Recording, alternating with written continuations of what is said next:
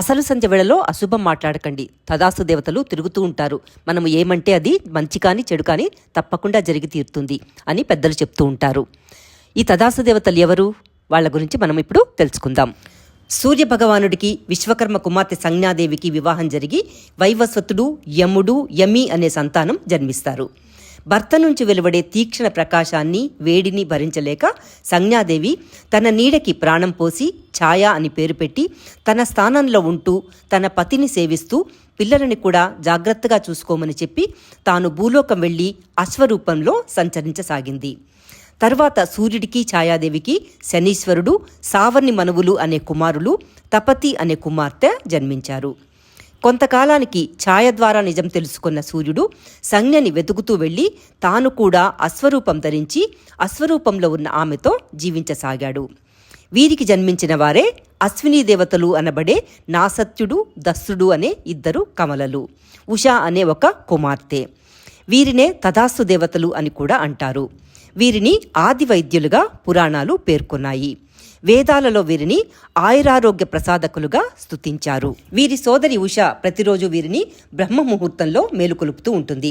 తర్వాత వారు తమ సోదరి ఉషని ముందు కూర్చోబెట్టుకుని హిరణ్యవర్తం అనే 3 చక్రాల బంగారు రథంలో తూర్పు దిక్కు నుండి పడమటి దిక్కుకి హిరణ్యయానం అనే దోవలో వాయువేగ మనోవేగాలతో ప్రయాణిస్తారు. వీరు యజ్ఞయాగాదులు జరిగే ప్రదేశానికి సందర్శించి ఒక బంగారు బెత్తంతో అక్కడ పూజా ద్రవ్యాల్ని యజ్ఞం చేసేవారిని శుతిమెత్తగా తాకి ఆశీర్వదిస్తారు. వారి స్పర్శతో వారికి ఎనలేని శక్తులు వస్తాయని పురాణాలలో చెప్పబడింది. అశ్వరూపంలోనూ మానవ రూపంలోనూ కూడా ఉండే ఈ అశ్వినీ దేవతలు ఒక చేతిలో ఆయుర్వేద గ్రంథాన్ని, మరొక చేతిలో అభయహస్తాన్ని చూపిస్తూ సంధ్యా సమయంలో భూలోకం అంతా తదాస్తు తదాస్తు అని దీవిస్తూ సంచరిస్తూ ఉంటారు.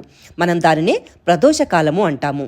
సూర్యాస్తమయానికి సరిగ్గా 24 నిమిషాల ముందు ఇది ప్రారంభమవుతుంది. ఈ ప్రదోష సమయంలో మంచి కానీ చెడు కానీ పదే పదే మాట్లాడితే అశ్వినీ దేవతలు తదాస్తు అని దీవిస్తారు. అది ఖచ్చితంగా జరిగి తీరుతుంది అని పెద్దలు చెప్తారు.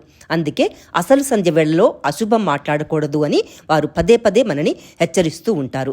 ఈ ప్రదోష కాలంలో దీపం పెట్టి ఓం అశ్విన్యై నమః అనే మంత్రాన్ని 21 సార్లు జపిస్తే వీరి అనుగ్రహం తప్పకుండా లభిస్తుంది.